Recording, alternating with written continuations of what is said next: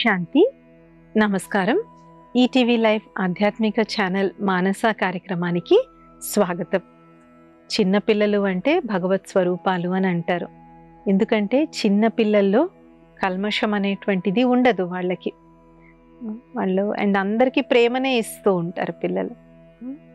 అందరికీ ప్రేమనిస్తూ ఉంటారు, మంచిగా నవ్వుతూ ఉంటారు. సో అందుకే చిన్నపిల్లలంటే దైవ స్వరూపాలు అని అంటారు. కాబట్టి ఇవాళ మనము ఒక చాలా సూక్ష్మమైన దివ్య గుణం గురించి మాట్లాడుకుందాం. అదే అమాయకత్వం. దీన్ని ఇన్నోసెన్స్ అని అంటారు ఇంగ్లీష్లో. అమాయకత్వం అంటే తెలివి తక్కువతనం కాదు, తెలివి తక్కువతనము మూర్ఖత్వం కాదు. తెలివి తక్కువతనం మూర్ఖత్వం అనేటువంటిది దివ్య గుణాలు కాదు, కానీ అమాయకత్వం అనేటువంటిది యాక్చువల్గా ఒక దివ్య గుణం. ఈ అమాయకత్వం అనేటువంటిది సత్యత, పవిత్రత ఎక్కడైతే ఉంటాయో ఈ రెండిటి నుంచి వచ్చినటువంటి రిజల్టే అమాయకత్వం. భోళాతనం అంటారు కదా, భోళా శంకరుడు అని అంటారు. భోళా అంటే కుళ్ళు కల్మషం ఏమీ తెలియనటువంటి స్థితి అన్నమాట. ఒకరిని కింద పడేసి పైకి వెళ్ళడము అలాంటివి ఏమీ ఉండవు. భోళాతనం అనేటువంటి ఈ దివ్య గుణం గురించి మనం ఇవాళ తెలుసుకుందాం. ఎందుకు దీని గురించి మనం మానసాలో చర్చించుకుంటున్నాము అంటే, చాలామంది ఈ కాలంలో దీన్ని ఒక మైనస్ కింద చూస్తూ ఉన్నారు. ఇది ఉండకూడదు అని చూస్తూ ఉన్నారు. ఉండకూడనటువంటిది తెలివి తక్కువతనము, మూర్ఖత్వం ఉండకూడదు, కానీ భోళాతనం కాదు. భోళాతనం అనేటువంటిది వాస్తవంగా చాలా మంచి గుణం, ఒక దివ్య గుణం. భోళాతనం మనకి ముగ్గురిలో చాలా స్పష్టంగా కనిపిస్తుంది. మొట్టమొదటిది పరమాత్ముడు.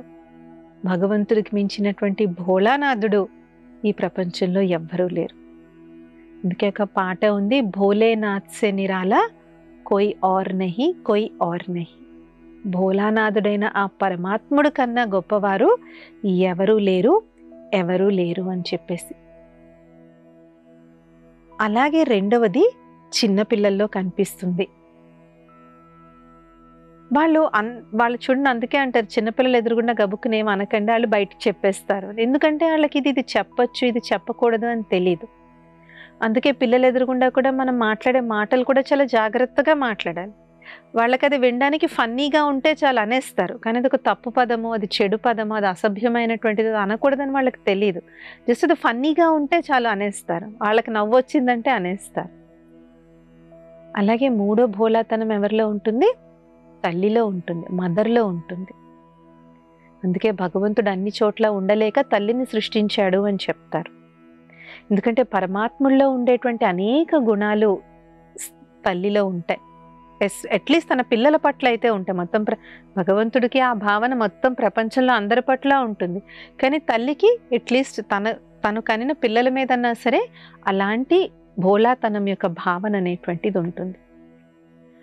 మరి భోళాతనం ఉన్నటువంటి వాళ్ళ యొక్క ముఖ్యమైనటువంటి లక్షణాలు ఏంటి అంటే, వాళ్ళలో ఉండే నంబర్ 1 క్వాలిటీ ఏంటంటే, లోపల ఒకటి బయట ఒకటి కింద వాళ్ళు ఉండరు.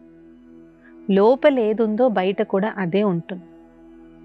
అందుకనే ఒక్కొక్కసారి కొంతమంది వాళ్ళని చూసి కొంతమంది అపహాస్యం కూడా చేస్తూ ఉంటారు, ఏం మాట్లాడాలో ఏం మాట్లాడకూడదో తెలీదు అని. అది తెలివి తక్కువతనం కింద వస్తుంది. తెలివి తక్కువగా ఉంటే బయటికి అనేస్తాం, కానీ ఇక్కడ మనం చెప్తుంది వ్యవహారంలో మనం చెప్తున్నాం. లోపల ఉన్న సత్యతే వాళ్ళ యొక్క వ్యవహారంలో మనకి కనిపిస్తుంది. అంతే తప్ప లోపల కుళ్ళు కల్మషం పెట్టుకుని బయటికి మాత్రం చాలా టాక్ట్ఫుల్గా, చాలా ఇంటెలిజెంట్గా మాట్లాడడం చెయ్యరు. కొంతమంది చూడండి, లోపల ఏమీ మ్యాటర్ ఉండదు, లోపల ఏమీ తెలివి ఉండదు, కానీ మాట్లాడడం ఎలా మాట్లాడతారంటే మాకు చాలా తెలివి ఉంది అన్నట్టు మాట్లాడతారు. చెప్పాలంటే వాళ్ళు నిజమైన తెలివిహీనులు, వాళ్ళు నిజమైనటువంటి వివేకహీనులు. భోళాతనం ఉన్నటువంటి వ్యక్తి నిజమైన వివేకం కలిగి ఉంటాడు కాబట్టి లోపల బయట ఒకేలాగా ఉంటాడు. వాళ్ళు లోపలోటి పెట్టుకుని బయట వేరేలాగా మాట్లాడడం అనేటువంటిది ఉండదు. అలాగని అందరినీ బాధ పెడతారని కాదు. కొంతమందికి లోపల ఎవరి మీదన్నా కోపం ఉందనుకోండి, బయటకు కూడా కోపాన్ని ప్రదర్శించేసి వాళ్ళ నానా మాటలు అనేసి అది భోళాతనం కాదు. ఎదుట వాళ్ళని బాధ పెట్టాలన్న ఆలోచన కూడా వాళ్ళకి ఉండదు. ఎదుట వాళ్ళని నిందించాలన్న భావన కూడా అది వాళ్ళకి ఉండదు. లోపల ఏదైతే నిజాయితీ ఉందో, ఏవైతే దివ్య గుణాలు ఉన్నాయో అవే మనకి బయటికి కనిపిస్తాయి. చూడండి, మనం దేవతామూర్తుల యొక్క విగ్రహాలను ఒకసారి గుర్తు తెచ్చుకోండి. శ్రీకృష్ణుణ్ణి, శ్రీరామచంద్రుణ్ణి, విఘ్నేశ్వరుణ్ణి, అమ్మవారిని, వాళ్ళ ముఖాలు చూసినప్పుడు మనకి ఎలా అనిపిస్తుంది? ఆ భోళాతనం, ఆ అమాయకత్వం, ఆ సాత్వికత, ఆ సత్యత అనేటువంటిది వారి ముఖంలో కనిపిస్తుంది. అది ఏ మేకప్తోనో వచ్చేటువంటిది కాదు. అది సహజ సిద్ధంగా లోపల ఉన్నటువంటి దివ్య గుణాలే ముఖంపై కనిపిస్తాయి. అందుకే face is the index of the mind అని అన్నారు. మనసు ఒక వ్యక్తికి దర్పణం, ముఖము మనసుకి దర్పణం వంటిది అని అందుకే అనడం జరిగింది. కాబట్టి లోపల బయట ఒకేలాగా ఉండేటువంటి వ్యక్తిలో ఈ భోళాతనం యొక్క క్వాలిటీని మనం చెప్పొచ్చు. మరి ఇది మంచా చెడా? అందులో వివేకం ఉండాలి. ఇందాక చెప్పినట్టుగా మనం లోపల ఉన్నదే నాకు బయట ఉంటుంది కదని కనిపించిన వాళ్ళని కనిపించినట్టు నిందించడం అనడం కాదు. భగవంతుడు ఎప్పుడన్నా అలా చేస్తారా? భగవంతుడికి అందరి గురించి తెలుసు. ఎవరు పాపాత్మలో తెలుసు, ఎవరు స్వార్థంతో పూజ చేస్తున్నారో తెలుసు, ఎవరు నిస్వార్థంగా పూజ చేస్తున్నారో రెండూ తెలుసు భగవంతుడికి. ఎవరు అవసరం వచ్చినప్పుడే గుడికెళ్ళి కొబ్బరికాయ కొడతారో తెలుసు, ఎవరు నిత్యం పూజ చేస్తారో రెండూ తెలుసు. కానీ ఇద్దరి పట్ల ఎలా ఉంటుంది? సమదృష్టి అనేటువంటిది ఉంటుంది. ఇద్దరి యొక్క మేలే భగవంతుడు కోరుకుంటారు తప్ప నువ్వు నాకేదో అవసరం వచ్చినప్పుడే కొబ్బరికాయ కొడతావు, నువ్వు నాకు ఎప్పుడు కొబ్బరికాయ కొడతావు అని అంటారా? అన్నారు. అలాగే ఒక తల్లి కూడా ఉంటుంది, చూసుకోండి.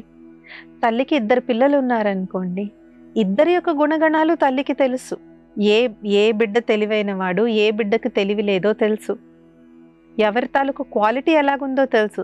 కానీ అన్నం పెట్టేటప్పుడు కానీ వాళ్ళ పాలనా పోషణ చేసేటప్పుడు తల్లి తేడా చూపెడుతుందా? చూపెట్టదు కదా. ఇద్దరికీ సమానంగానే పాలనా పోషణ ఇస్తుంది. అది లోపల బయట ఒకలాగా ఉండడము అంటే మనకి ఎవరు ఎలాంటి వాళ్ళో మనకి తెలుసు.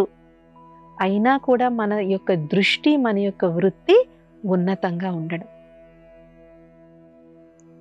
రెండవది, ఇలాంటి కుళ్ళు కల్మషాలు లేని కారణంగా వాళ్ళు చాలా తేలిగ్గా ఉంటారు. వాళ్ళ మనసు ఎప్పుడూ చాలా నిశ్చలంగా, నిర్మలంగా ఉంటుంది. బాధ ఎవరు పడతారు? తప్పించుకుని ఎవరు తిరుగుతారు? లోపల తప్పు చేసిన వాళ్ళే తప్పించుకుని తిరుగుతారు. అమ్మో నేను ఎక్కడ దొరికిపోతానో అని చెప్పేసి. మళ్ళీ వాళ్ళు ఎదురు పడితే ఏం చెప్తాను, నేను నీకు మొన్న చెప్పాను కదా, అది ఇక్కడ మాట్లాడకే, నువ్వు అసలు ఏమీ అనకే, నువ్వు సైలెంట్గా ఉండే అని ఇలాంటివి మనం చెప్తూ ఉంటాం అన్నమాట. ఎందుకు? సత్యత అనేటువంటిది లేని కారణంగా వీళ్ళ దగ్గర ఇది చెప్పాలి, వాళ్ళ దగ్గర ఇది చెప్పాలి. అందుకే నిజం చెప్పే వాళ్ళ జీవితం ఎప్పుడూ హాయిగా ఉంటుంది. ఎందుకంటే వాళ్ళు 10 మంది దగ్గర 10 అబద్ధాలు చెప్పలేదు. అదే అబద్ధం చెప్పేవాడు గుర్తుపెట్టుకోవాలి, వీళ్ళకేం చెప్పాను నేను, వీళ్ళకేం చెప్పాను, వీళ్ళకేం చెప్పాను అనేసి. సో ఎవరైతే ఇలాగ భోళాగా ఉంటారో వాళ్ళు చాలా తేలికగా ఉంటారు, చాలా లైట్గా ఉంటారు, చాలా ఇన్నోసెంట్గా వాళ్ళు ఉంటారు. ఒకరికొక మాట చెప్పడం, ఇంకోళ్ళ దగ్గరికి వెళ్ళి ఇంకో మాట చెప్పడం, వాళ్ళ దగ్గర నుంచి ఇంకో మాట చెప్పడం అనేటువంటివి వాళ్ళ దగ్గర ఉండవు. అందుకే భోళాతనం అనేటువంటిది ఒక దివ్య గుణం కింద మనం ముందే చెప్పుకోవడం జరిగింది. ఒక చెడు గుణం కాదు, ఇది ఒక డిఫెక్ట్ కాదు, it's actually a divine quality. అందరి దగ్గర ఒకే రకంగా వాళ్ళు ప్రవర్తించగలుగుతారు. అలాగే ఈ భోళాతనం ఉన్నటువంటి వాళ్ళలో సమానత్వం యొక్క గుణం ఉంటుంది. అంటే ఎదుటి వారి యొక్క మిస్టేక్స్ని వాళ్ళు చూడరు.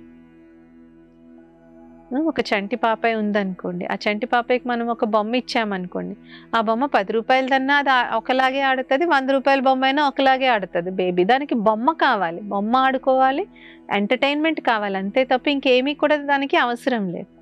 అదే విధంగా ఒక భోళా వ్యక్తి ఎదురుగుండా ఎలాంటి వాళ్ళైనా కూడా రానివ్వండి, వాళ్ళందరితో కూడా ప్రేమాప్యాయతలుగానే మాట్లాడతారు, అంతే తప్ప ఆచితూచి మాట్లాడడం కాదు.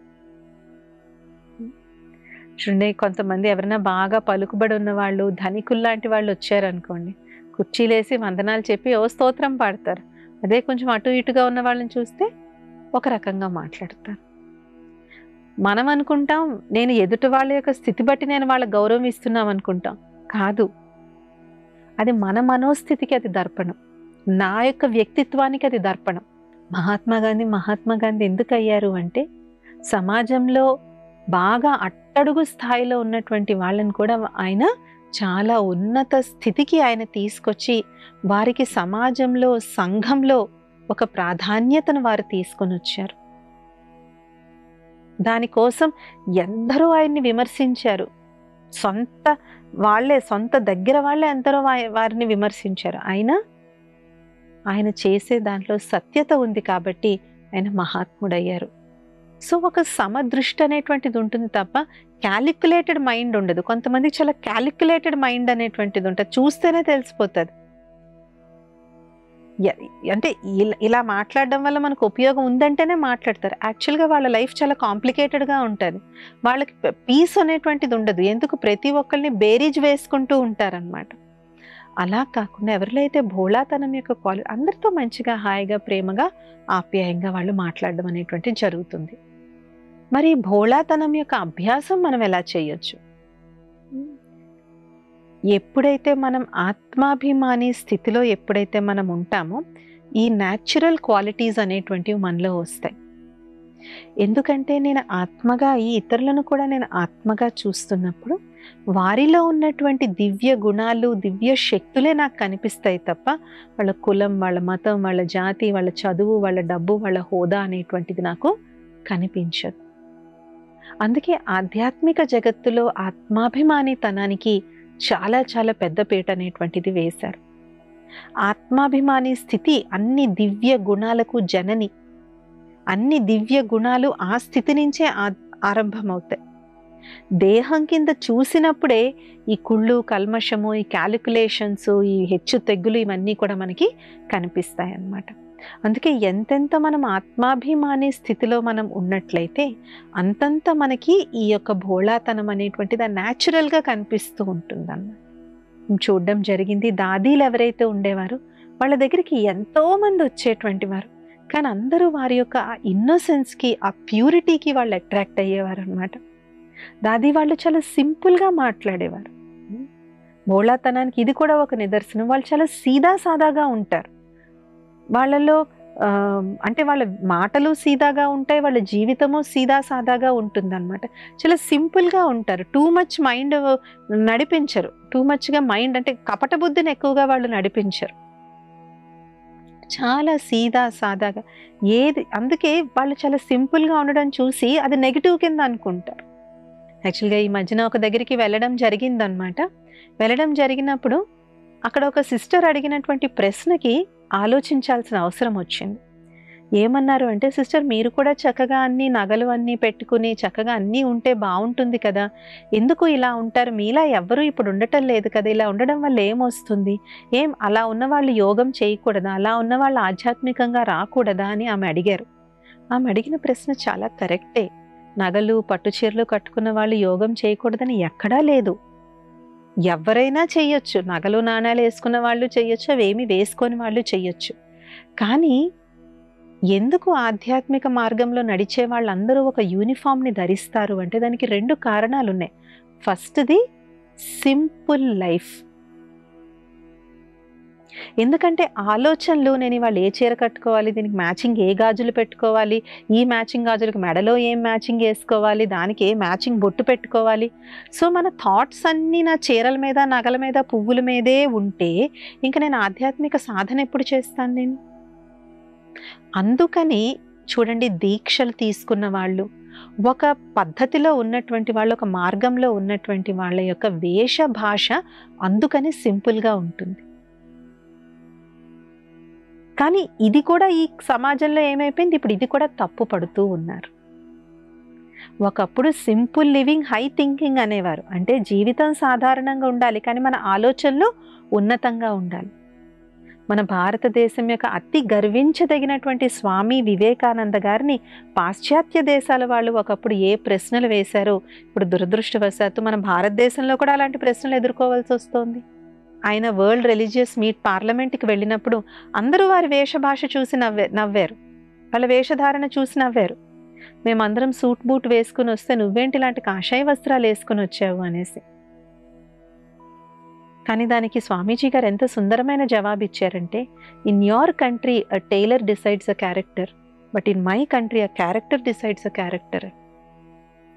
మీ దేశంలో దర్జీవాడు కుట్టించిన బట్టలు బట్టి మీ గొప్పతనం తెలుస్తుంది, కానీ మా దేశంలో మా చరిత్ర బట్టి మా గొప్పతనం తెలుస్తుంది. అందుకే ఆధ్యాత్మికంగా ఎప్పుడూ కూడా ఒకటి ఏం చెప్తారు అంటే, ఎవరైతే జ్ఞాన సంపన్నంగా ఉంటారో వాళ్ళు చాలా నిశ్చలంగా, చాలా సీదా సాదాగా సింపుల్ లైఫ్ అనేటువంటిది వాళ్ళకి ఉంటుంది. ఎందుకు అంటే సంపన్నంగా, అంతర్గతంగా సంపన్నంగా ఉండాలి. కానీ ఎప్పుడైతే మనకు అంతర్గతంగా ఖాళీగా ఉంటుందో అప్పుడు బయట చూడండి. మామూలుగా మనం గమనిస్తూ ఉంటాము, పుట్టు ధనికులు ఎవరైతే ఉంటారంటే, పుట్టడమే చాలా ధనిక కుటుంబాల్లో పుట్టిన వాళ్ళ వేష భాష చాలా సింపుల్గా ఉంటుంది యాక్చువల్గా. కానీ ఎవరికైతే నడమంత్రపు సిరి వస్తుందో వాళ్ళు ఎలా ఉంటారు? చిన్నతనం నుంచి ఆ డబ్బు కోసం వెంపర్లాడుతూ ఉంటారు కదా, ఇప్పుడు సడన్గా డబ్బు వచ్చేసరికి ఎలా ఉంటుంది? అందుకే అంటారు కదా, నడమంత్రపు సిరి తలకెక్కి ఆడుతోంది అనేసి. సో ఎప్పుడైతే మనలో ఈ భోళాతనం యొక్క క్వాలిటీ వస్తుందో, ఒక సింప్లిసిటీని కూడా మనం చాలా ఇష్టపడతాం, ఒక సత్యతను మనం చాలా ఇష్టపడతాం. అండ్ ఇంకొక ముఖ్యమైనటువంటి లాభం ఏంటంటే, వీళ్ళందరికీ నమ్మకస్తులుగా తయారవుతారు. ఎందుకంటే మనసులో ఎప్పుడైతే కుళ్ళు కల్మషం అనేటువంటిది లేదు కాబట్టి, వాళ్ళు అందరి యొక్క గౌరవాన్ని పొందడమే కాకుండా అందరికీ నమ్మకస్తులుగా తయారవుతారు. ఆ నమ్మకం అనేటువంటిది వీళ్ళ మీద ఉన్న కారణంగా వీళ్ళకని అందరూ కూడా గౌరవిస్తారు, అందరూ కూడా ప్రేమిస్తారు. దాదీల దగ్గరికి ఎందరో పెద్ద పెద్ద విద్వాంసులు లాంటి వాళ్ళు, industrialists, business men, sports people, film stars వెళ్ళి కూడా ఆటోమేటిక్గా దాదీలు వాళ్ళ దగ్గర చిన్న పిల్లల్లా అయిపోయి కూర్చునేటువంటి వాళ్ళు. ఏదో దాదీ వాళ్ళు ఏదో పెద్ద ఇదిగా ఉంటారని కదా, ఎంతో సింపుల్గా ఉండేవారు. కానీ ఈ ప్యూరిటీ యొక్క శక్తి వాళ్ళని ఆకర్షించి అందరూ వందనం చేసేవారు. కానీ దాది వాళ్ళు ఏదో మాకు అందరూ వందనం చెయ్యాలని అలా ఉండేవారు కాదు, వాళ్ళ జీవితమే ఆ విధంగా ఉండేటువంటిది అనమాట. ఏదైతే పరమాత్ముడు ఇచ్చినటువంటి శ్రీమతం ఏదైతే ఉందో దాన్ని త్రికరణ శుద్ధిగా అణువణువున దాది వాళ్ళు పాటించేటువంటి వారు అనమాట. దీనికి ఒక ఉదాహరణ తెలియచేస్తాను. మహాత్మా గాంధీ గారు ఒకసారి లండన్ వెళ్తున్నప్పుడు, విన్స్టన్ చర్చిల్ అప్పుడు లండన్ ప్రైమ్ మినిస్టర్, గాంధీ గారు ఆ రోజు లండన్ యూకే పార్లమెంట్ని అడ్రస్ చేయడానికి వస్తున్నారని తెలిసినప్పుడు విన్స్టన్ చర్చిల్ అక్కడ కూర్చున్న సభ్యులందరితోనూ అన్నారు, మహాత్మా గాంధీ గారు వచ్చినప్పుడు ఎవరు కూడా లెగిసి నిల్చోవద్దు, ఎందుకంటే భారతదేశం మన బానిస దేశం, మనం యజమానులు, వాళ్ళు మనకి స్లేవ్స్, కాబట్టి ఎవరు లేచి నిల్చోకూడదు అని అన్నారు. అందరూ ఓకే అన్నారు. కానీ గాంధీ గారు పార్లమెంట్లోకి రాగానే ఫస్ట్ విన్స్టన్ చర్చిలే లెగిసి నిల్చుని దండం పెట్టాడు. ఎందుకు అంటే గాంధీ గారు ఎలా వెళ్ళారు, అక్కడికి కూడా తన ఖద్దరు పంచి, తన కర్ర, పాకెట్ వాచ్, కళ్ళద్దాలు అలాగే వెళ్ళారు ఆయన. కాబట్టి దానికి ఏదైతే గౌరవం అనేటువంటిది మనం ఇస్తామో, అందుకే పిల్లలు ఎంతోమంది గాంధీ గారిని ఇష్టపడేటువంటి వారు, పిల్లల్ని గాంధీ గారు కూడా ఎంతో ఇష్టపడేటువంటి వారు. కాబట్టి ఇలాంటి భోళాతనం ఎవరిలో చూడాలి అంటే దేవతామూర్తుల్లో చూడొచ్చు, చిన్నపిల్లల్లో చూడొచ్చు, ఇంకా తల్లిలో మనం చూడొచ్చు. తల్లి కూడా అంతే. ఏదైనా సరే బిడ్డ ఏదైనా ఒక విషయం ఫస్ట్ ఎవరిని నమ్ముతారు పిల్లలు? తల్లినే నమ్ముతారు. ఎవ్వరితో చెప్పని విషయాలు కూడా తల్లికి వెళ్ళి చెప్తారు. ఒక్కోసారి తండ్రితో కూడా చెప్పనటువంటి విషయాలు వెళ్ళి తల్లికి చెప్తూ ఉంటారు. ఎందుకంటే తల్లి వాళ్ళని జడ్జి చేయదు, వాళ్ళకి హెల్ప్ చేస్తుందని తెలుసు. అలాగే తల్లి అంటే తల్లి నుంచి వాళ్ళకి ఎప్పుడు ప్రేమే లభిస్తుందని వాళ్ళకి తెలుసు. తల్లి సమాంతరంగా చూస్తుందని తెలుసు. అలాగే ఒక తల్లికి ఈ గుణాలు ఒక 2-3 పిల్లల పట్ల ఉంటే భగవంతుడికి ఇది అనంతంగా సర్వ మానవాళి మీద భగవంతుడికి ఉంటుంది. అందుకే భక్తిలో ఏం చూపెట్టారు శంకరుడు, అటు సజ్జనులకి ఎలా వరాలు ఇచ్చేవాడో రాక్షసులకి వాళ్ళకు కూడా అలాగే వరాలు ఇచ్చేటువంటి వాడు. దాని మూలన భస్మాసురుడు చెయ్యి తీసుకొచ్చి శంకరుడి మీదే పెట్టబోయాడంట. రావణాసురుడు పరమశివభక్తుడు ఎవరంటే రావణాసురుడు పరమశివభక్తుడు, ఆత్మలింగాన్నే సాధించినట్టుగా శాస్త్రాలు వర్ణించడం జరిగింది. కాబట్టి వాస్తవంగా ఇప్పుడు సమాజంలో చాలా దివ్య గుణాలు నెగిటివ్గా చూసేటువంటి దుస్థితి అనేటువంటిది ఏర్పడింది. అది ఒక రకంగా విచారించదగినటువంటి విషయమే. కానీ ఎవరైతే నిజమైనటువంటి నాణ్యమైనటువంటి వ్యక్తులు ఎవరైతే ఉంటారో వాళ్ళు దీన్ని పసిగడతారు. వీళ్ళల్లో ఉన్నటువంటి క్వాలిటీ ఆఫ్ దేర్ డివినిటీని వాళ్ళు ఈజీగా వాళ్ళు కనుక్కోగలుగుతారనమాట. అందుకనే సన్మార్గంలో నడవడం, ఆధ్యాత్మిక మార్గంలో నడవడం అనేటువంటిది కత్తి మీద సాము లాంటిది. ఎందుకంటే దీంట్లో ప్రశంసల కన్నా ప్రస్తుతం ఉన్నటువంటి సమాజంలో ఆధ్యాత్మికవేత్తల్ని ప్రశంసించే వాళ్ళకన్నా నిందించేటువంటి వాళ్ళు చాలా ఎక్కువ మంది అయిపోయారు. నిందించేవాళ్ళు, విమర్శించేవారు, అసభ్యంగా మాట్లాడేవాళ్ళు చాలా ఎక్కువైపోయారు. But still it is okay. ఎందుకంటే ఇలాంటివి ఎప్పుడూ జరుగుతూనే ఉంటాయి. కానీ ఏదైతే మార్గంలో మనం నడుస్తూ ఉన్నామో, ఆధ్యాత్మికంగా మనం నడుస్తూ ఉన్నామో, అది మనలో ఉన్నటువంటి దివ్యత్వాన్ని రోజు రోజుకి పెంచుతూ ఉండాలి. పరమాత్ముడు చెప్పేటువంటి మహావాక్యాల్లో ఒకటి ఏం చెప్తారు అంటే, అక్కడ మహాభారత యుద్ధంలో అస్త్రశస్త్రాలతో యుద్ధాలు చేసుకున్నట్టుగా చెప్పారు. కానీ ఇప్పుడు వాస్తవంగా ఈ మొత్తం ప్రపంచమే ఒక యుద్ధ భూమి కింద తయారైంది. అక్కడ కంటికి కనిపించినటువంటి దానవులతో యుద్ధం చేస్తే, ఇక్కడ కంటికి కనిపించనటువంటి దానవులతో మనం యుద్ధం చేస్తున్నాం. మాయా రావణుడు ఒక్క వ్యక్తి కాదు, ప్రతి ఒక్కరిలో ఉన్నటువంటి పంచ వికారాలే వారికి వారే రావణుడు. అలాంటి రావణుడితో మనం అందరము యుద్ధం చేస్తూనే ఉన్నాం. నిత్య సంఘర్షణ మనందరికీ జరుగుతూనే ఉంది. కాబట్టి ఎంతెంత మనం పరమాత్మ స్మృతిలో ఉంటామో, ఆ పరమాత్మని స్మృతి అనేటువంటి శక్తి అనేటువంటి అస్త్రశస్త్రాలతో మనందరిలో ఉన్నటువంటి ఈ మాయా రావణుడిపై, ఈ బాక్సింగ్ పై మనం విజయం చేయొచ్చు. ఎంతెంత మనం ఈ బాక్సింగ్లో విజయం చేసే కొద్దీ అపోజిషన్ కూడా అంత ఎక్కువగా వస్తుంది. ఇది గుర్తుపెట్టుకో. కొంతమంది అంటూ ఉంటారు, మీరు ఇన్ని మంచి మంచి విషయాలు చెప్తూ ఉంటారు, మీ సంస్థలో ఇన్ని మంచి మంచి విషయాలు జరుగుతూ ఉంటాయి కదా సిస్టర్, మరి ఎందుకు సిస్టర్ అంతమంది మిమ్మల్ని ఇలాగంటూ ఉంటారు, అలా అంటూ ఉంటారు అంటే, ఎంతెంత అయితే దీని ఫోర్స్ పెరుగుతుందో అంతంత దీని ఫోర్స్ కూడా పెరుగుతుంది. Every action has an equal and opposite reaction. So it's okay. కాబట్టి పరమాత్ముడు చూపిస్తున్నటువంటి సన్మార్గంలో నడవడం మనకు అందరికీ రక్షణ. అందుకే ధర్మో రక్షిత. ఎవరైతే ధర్మాన్ని రక్షిస్తారో ఒకరోజు ఆ ధర్మమే వారిని రక్షిస్తుంది. కాబట్టి భగవంతుడు, పరమాత్ముడు చూపెట్టేటువంటి ఈ ఆధ్యాత్మిక మార్గంలో భోళాగా ఉండడం అనేటువంటి వాళ్ళ పిల్లలు పరమాత్ముని యొక్క హృదయ సింహాసనాన్ని ఎక్కి వాళ్ళు కూర్చుంటారు.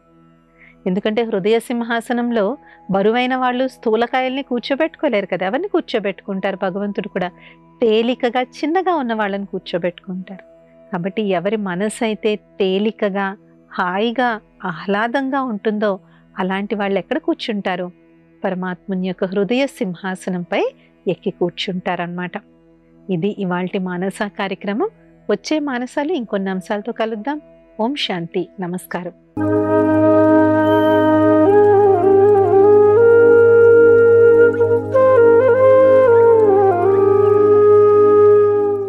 ఈ కార్యక్రమాన్ని తిరిగి చూడాలనుకుంటే www.youtube.com/@ETV Life Spiritual లో చూడవచ్చు.